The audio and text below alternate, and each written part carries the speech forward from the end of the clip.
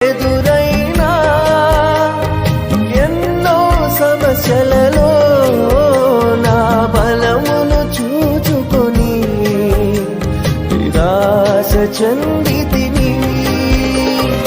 భారమైన ఈ సేవను ఇక చేయలేనని అనుకొనగా, భారమైన ఈ సేవను ఇక చేయలేనని అనుకొనగా, ప్రధాన యాజకుడా యేసు నీ అనుభవాలతో బలపరచితివి.